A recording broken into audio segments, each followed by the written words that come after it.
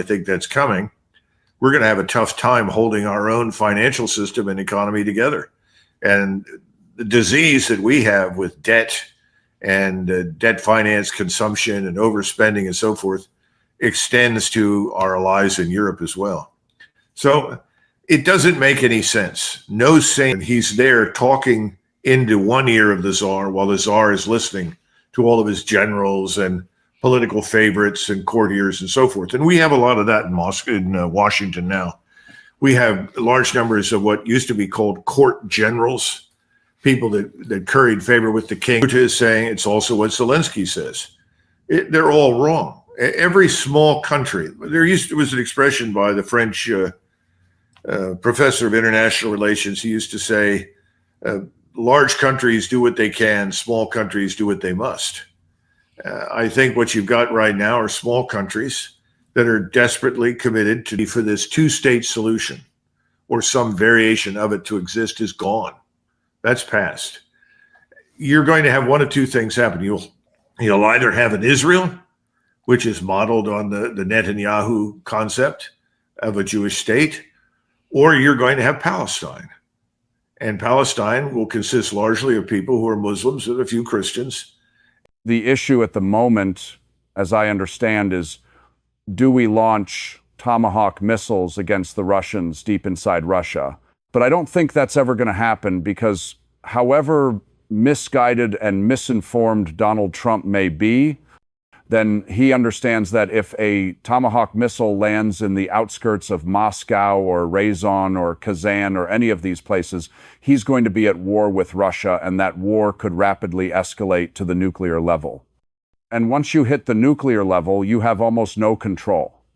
We know that from experience in multiple war games, and everyone loses. I think Donald Trump probably understands that. Maybe he doesn't understand the impact of his words, or the words of someone like Rubio or Hith. We need to go back and look at that very carefully. Ambassador Freeman will tell you this from his own experience. Words are meaningful when they come out of the mouth of the President, the Secretary of State, and the Secretary of War. They're taken very seriously. So you better be very careful what the hell you're saying. And right now you don't think anybody is. I think reading what he has said and reading what Vice President Vance has said, as well as Secretary Rubio, the answer is yes. Use the ability to hit deep. There are no such things as sanctuaries. That's one of the reasons I believe that this last week, and it has been confirmed, that President Zelensky asked President Trump to get Tomahawk missiles, which gives you a depth. I think there's a lack of understanding of just how robust and capable the Russian military establishment is. I think there is an underestimation of the seriousness with which these statements were taken in Moscow. And I think there is a lot of self-delusion, especially with Kellogg. Kellogg runs around, tries to tell everybody the Russians are losing. That's news to them. And everybody else who's looking at the battlefield objectively doesn't see any evidence for that. They see essentially a war of annihilation being waged against the Ukrainian forces. So he's operating in a universe where the rest of us aren't present. I hope that's not the case with President Trump, but he seems to be terribly influenced far too often by the last person that spoke with him, and the last people that have been talking to him have been feeding him these erroneous statements and utterly false data to try and persuade him to take a position that I think otherwise he would not take. I don't know what else to say. I mean, that's where we are, I think. Well, it does disturb me that he might believe it. Now, there's another theory advanced by Alistair Crook that suggests Trump doesn't believe it. But Trump wants to keep the war going as a means of, quote unquote, tying down Russia, tying down its resources, its manpower, so that it is in no position to help or assist Iran, which now looms on the horizon as a new target array for the U.S. and Israeli armed forces. That may be true. I find that extremely dangerous and very, very difficult to accept, but it's not impossible. Let's keep the Russians tied down. The problem is that while the Russians have a lot of ground forces involved in this, when you look at the technologies that are required to assist somebody like Iran, they don't extend to ground troops. And the technologies, the weapon systems, the advice, the assistance, that's entirely divorced from what's happening in Ukraine or Eastern Europe. So I have trouble accepting that it's not impossible. I just think that unfortunately we're dealing with the impulsive nature of the president. He's very impulsive. He supposedly announced that we're going to invade Venezuela on the ground. I haven't seen his statement per se, but I've seen these things on X telling us that he's now made this commitment that could turn into the largest Latin American crusade against the Yankee North that we have ever witnessed. So I hope that's not true. But I don't see any sense of economy. Now, when I say that, usually when you go into any conflict, you want to isolate your opponent and you want to minimize the assistance and support your opponent may get. That's called practicing economy of enemies. We, on the other hand, seem to be determined to make as many enemies as we possibly can. Perhaps this goes back to the delusional statement that we're the greatest, we're the most powerful, and no one can stand against us, which, as you know, does appeal to large numbers of Americans. Needless to say, we said that during the Vietnam War. That didn't turn out to be accurate. We've said it on numerous occasions in numerous places. It wasn't accurate. Before we landed in Normandy, the intelligence assessment said the German military was finished. They were demoralized, couldn't fight, and the landing should go very, very well without much difficulty. Well, we landed on the 6th of June.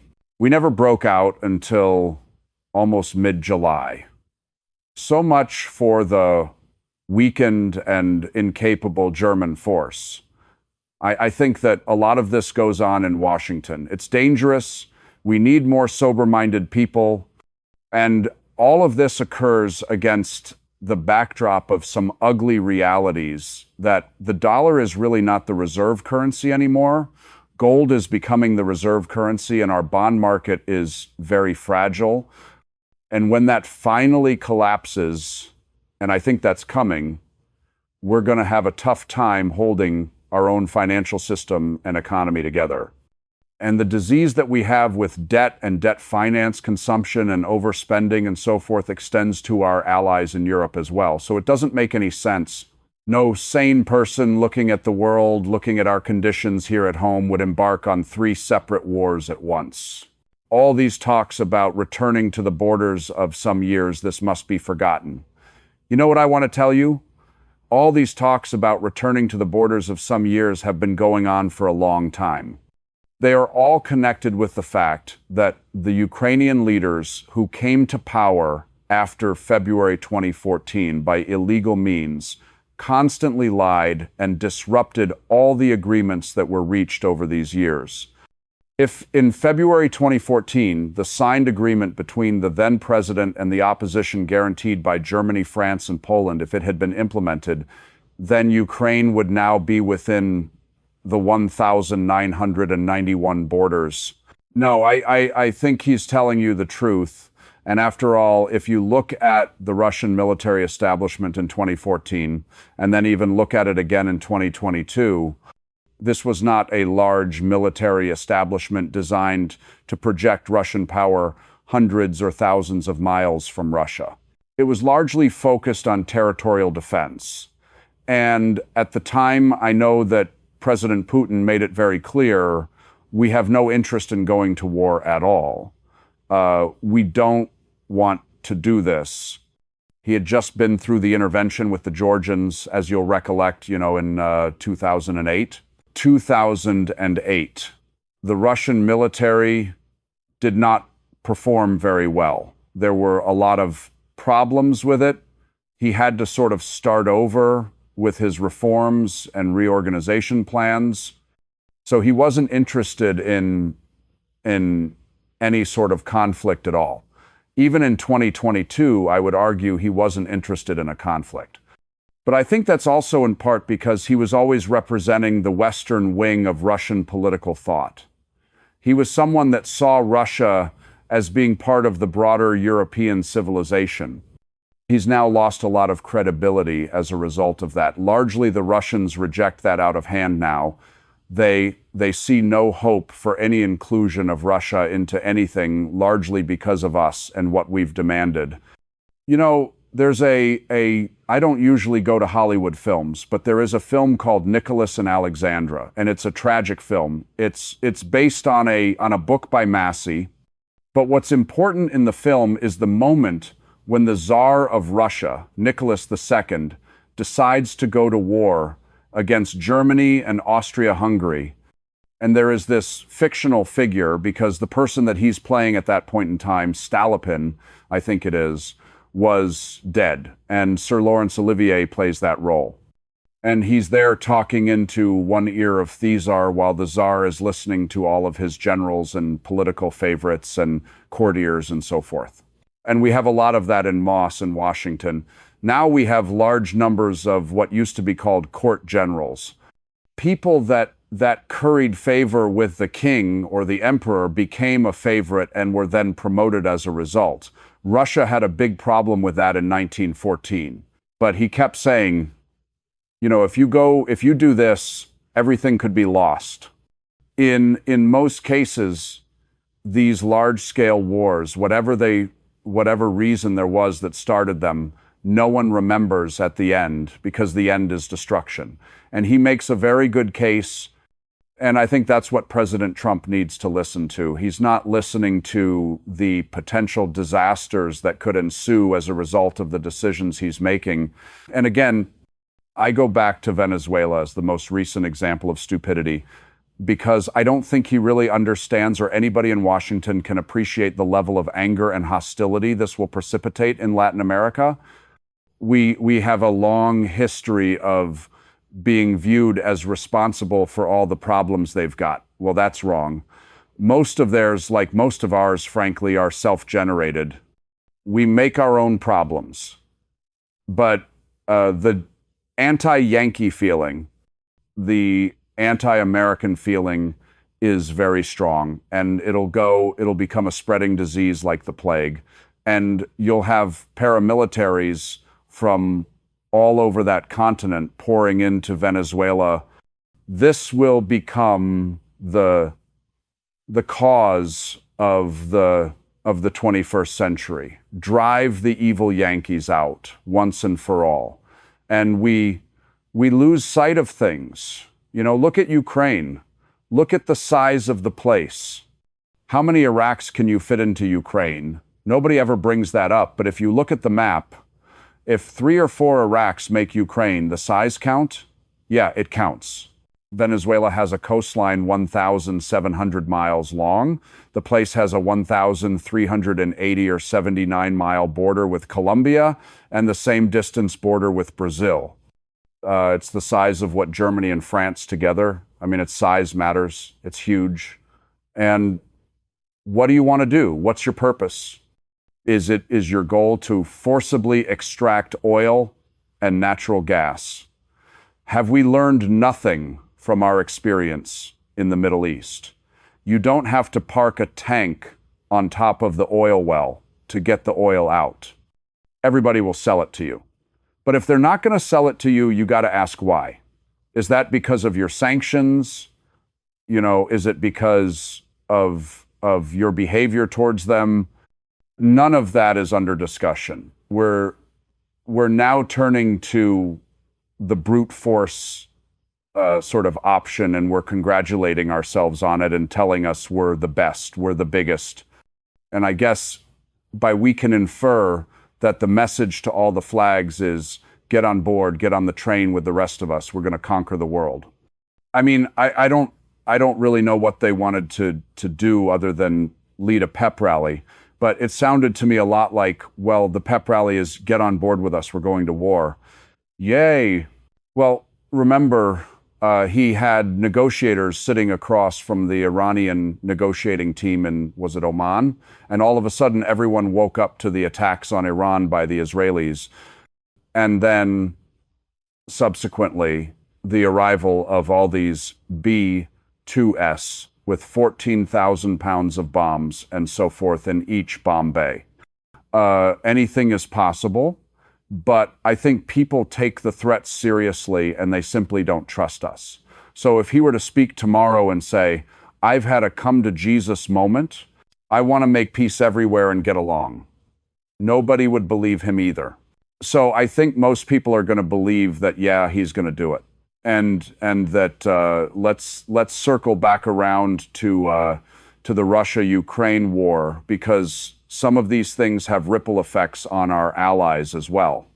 And here, I believe it was this morning, Ursula von der Leyen seems to be believing the same trap that General Kellogg said that Russia is losing, because if you think Russia is losing, then you can get pretty perky in what you want to say, what we're going to do. And then they kind of mock Russia, as she does here, that they really aren't that capable. You know, the figure that in the last 1,000 days, Russia only captured 1% of the occupied territory of Ukraine. And this, despite more than 250,000 of a million Russian lives lost on the battlefield. And Russia is increasingly economically under pressure. If you look at the interest rates, they at 17% inflation is well above 10%. And I believe firmly that we are at a moment where decisive action on our side can lead to a turning point in this conflict. Remember, this is the Defense Secretary of Germany, former Defense Secretary of Germany, who did more than probably anyone else to destroy the German army, to make it ineffective, make it incapable of fighting. She and her successors have continued this process, root out anyone who is remotely devoted to Germany from a nationalism standpoint. She was one who got into a K-Mafia armored fighting vehicle and said, well, you'll have to change all of this so that we can get a pregnant woman in combat uniform into this vehicle. This is her, pregnant women in tank vehicles, right? Well, this is the level of understanding and self-delusion that characterizes this woman. I think she truly believes that she can be the leader of this great crusade against Russia. They're all dangerously delusional. They have never seen a real war. They don't understand what it looks like, and they won't understand what happens to them if they engage in it. She's not the only one. I mean, we have a similar situation now in Great Britain and France, but in Germany in particular, it's quite shocking. Germany's economy is a disaster, and you've got people that can't find jobs who are Germans, and you have hundreds of thousands of so-called migrants that nobody in the country wants, who are living very, very comfortably on high incomes from the government, in government-financed housing, similar to what you have in England. These things breed a level of hatred, hostility, and anger that obviously Van Darian and Starmer and others can't even begin to comprehend. It is going to produce an epidemic of internal unrest and violence in Europe. So the notion that pushing this war with Russia is going to keep these globalists in power, I think, is complete nonsense.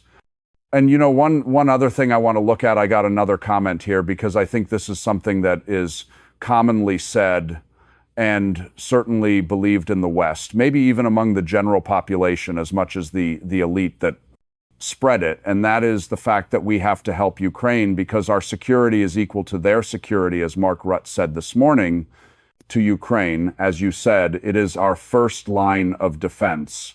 We are helping the Ukrainians because this is about our values, but also about, indeed, first line of defense, our collective safety.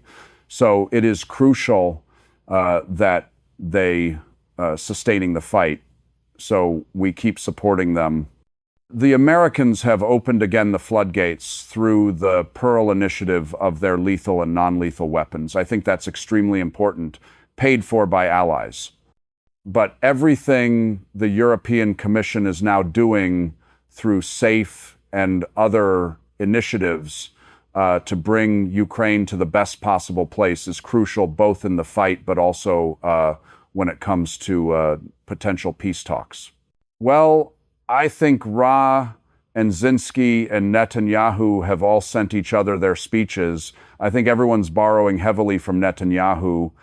Netanyahu's only hope is to persuade Americans that whatever he does, they have to support it, because if he doesn't get what he wants and he's not entirely successful, it's not only Israel's problem, it becomes our problem. And that's effectively what Ra is saying. It's also what Zelensky says. They're all wrong.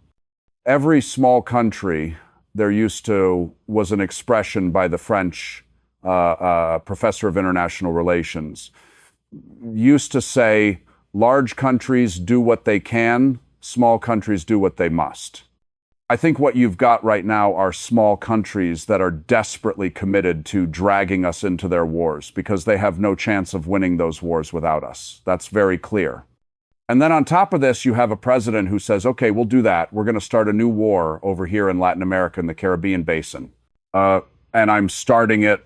I've already demonstrated our submil military supremacy by blowing rowboats or motorboats out of the water in the Caribbean containing a group of people that are obviously criminals that are hauling drugs. Not that we ever stopped them, inspected and confirmed any of that. So, this is Looney Tunes. I don't know how else to put it. It's all of these people are living in a world that doesn't exist. And, part of the problem is they think that the nuclear arsenal that we possess will protect them.